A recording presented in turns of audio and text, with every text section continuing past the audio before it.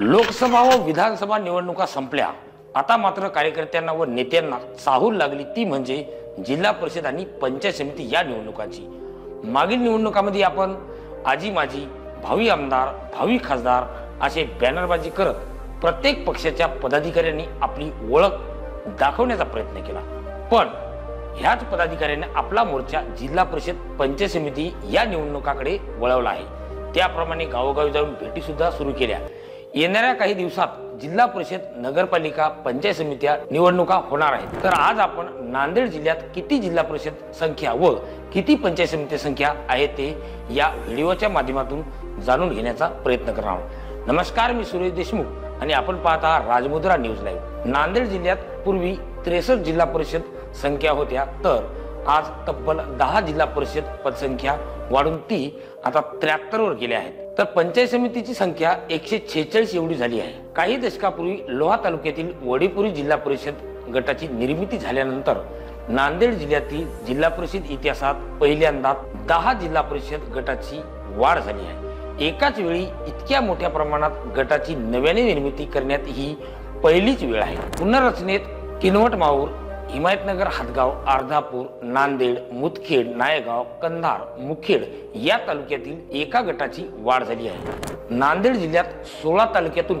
जिल्हा परिषद सदस्याची संख्या 73 एवढी झाली आहे व पंचायत समिती सदस्याची संख्या 146 एवढी झाली आहे। नव्याने पुनर्रचना करण्यात आलेल्या जिल्हा परिषद गटात माहूर तालुक्यातील लखमापूर, किनवट तालुक्यातील सारखणी, हिमायतनगर तालुक्यातील शिरंजनी, हातगाव तालुक्यातील कोळी, अर्धापूर तालुक्यातील लहान, नांदेड तालुक्यातील धनेगाव, मुदखेड तालुक्यातील माळकवठा, नायगाव तालुक्यातील देगाव, कंधार तालुक्यातील गौळ, मुखेड तालुक्यातील दापका गटाची नव्याने निर्मिती झाली आहे। आता आपण नवीन गटामध्ये कोणकोणती गावे येतात हे पाहण्याचा प्रयत्न करू। सर्वप्रथम माहूर तालुक्यातील लखमापूर हा नवीन गट व गण झाला आहे। त्यामध्ये लखमापूर, हाडसणी, माहूर तालुक्यातील वाई बाजार व वाटोळा हे 2 जिल्हा परिषदेचे गट आहेत। पुनर्रचनेत लखमापूर गटात लखमापूर, शेकापूर, लांजी, लिंबायत, मालवाडा, मुरली, टाकळी, वडसा, पडसा, उमरा, हाडसणी, रुई, गुंडवळ, शेख फरीद वजारा, नमाळ, दंतमांजरी, इवळेश्वर, हिंगणी, दोडगी, तांदळा या सर्व गावांचा लखमापूर गटात समावेश करण्यात आले आहे। आता आपण किनवट तालुक्यात सारखणीमध्ये मोदपूर व धोटी हे 2 जिल्हा परिषद गट येतात। त्यामध्ये मांडवी, गोकुंदा, बोधडी बुद्रुक, जलधारा, इस्लापूर हे 5 जिल्हा परिषद गट आहेत। या तालुक्यात सारखणी व महादपूर या 2 गटाची भर पडली आहे। त्यामध्ये सारखणी, सायलगुडा, देहली, धावजी नाईक तांडा, हुंडा, वजारा बुद्रुक, वजारा बुद्रुक, निराळा, निराळा तांडा, गौरी, चिंचखेड, धानोरा, रामपूर, पाथरी, खंबाळा, पारडी, सकुनाईक तांडा, बोथ, परसराम नाईक तांडा, दरसावंगी, मोहडा या गावांचा समावेश आला आहे। या गावांचा समावेश करण्यात आला आहे। आता हिमायतनगर तालुक्यातील सरसम, बुद्रुक आणि दुधड हे 2 जिल्हा परिषद गट आहे। या तालुक्यात नव्याने शिरंजनी या गटाची निर्मिती करण्यात आली आहे। शिरंजनीमध्ये मंगरूळ, सिरपल्ली, डोलारी, पळसपूर, एकांबा, कवठा, बोरगडी, धानोरा, वारणटाकळी, खैरगाव, कारला, वडगाव, माधपूर, वाशी या गावांचा समावेश करण्यात आला आहे। आता हातगाव तालुक्यातील तामसा, निवघा बाजार, रुई, धानोरा, पळसा, मनाठा आणि आष्टी हे पूर्वीचे जिल्हा परिषद गट आहेत। या तालुक्यात कोळी या नवीन गटाची निर्मिती करताना कोळीमध्ये कोळी, आमगव्हाण, भाटेगाव, उमरी खुर्द, निवळा, चक्री, महाताळा, मरडगाव, पिंपरखेड, बोरगाव, हस्तरा, चेंडकापूर, मार्लेगाव, नेवरी, नेवरवाडी, तालंग व उंचाळा या गावाचा समावेश करण्यात आला आहे।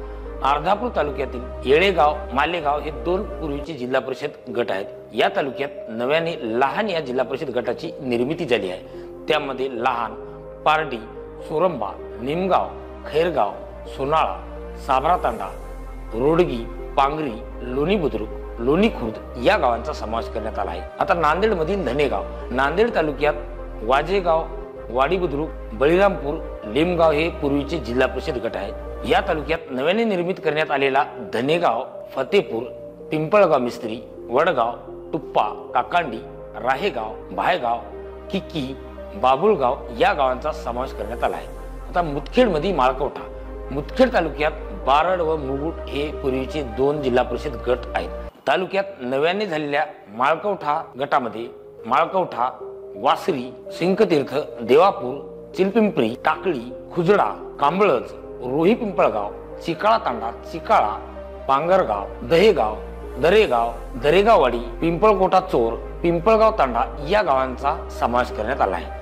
नायगाव मध्ये आता देगाव, नायगाव तालुक्यात बरबडा, कुंटूर, मांजरम, नरसी हे 4 जिल्हा परिषद पूर्वीचे गट आहेत। तालुक्यात नव्याने देगाव या जिल्हा परिषद गटाची निर्मिती करण्यात आली आहे। देगाव मध्ये देगाव, शेळगाव, छत्री, मस्तापूर, आवराळा, कोठाळा, इकळीमोर, बैठक, बिलोली, खैरगाव, पिंपळगाव, खुंगराळा, गोळेगाव, नायगाव, वाडीबेंद्री, अंचोली, नरगल, हिप्परगा, रानसुगाव, तलीबीड, तागबीड, टाकळगव्हाण, वजारवाडी, खडगाव या सर्व गावांचा समावेश करण्यात आला आहे। आता कंधार मध्ये गौळ, कंधार तालुक्यात शिराडोन, कवठा, बहादपुरा, फुलवळ हे पूर्वीचे जिल्हा परिषदेचे गट आहेत। या तालुक्यात नव्याने गवळ हे गट नव्याने निर्मित करण्यात आले आहे। गवळ मध्ये गवळ, भुजूची वाडी, मानसिंगवाडी, बोरी खुर्द, उंब्रज, पाताळगंगा, गुट्टेवाडी, पानसेवाडी, घागरदरा, हरबळ, दिग्रस बुद्रुक,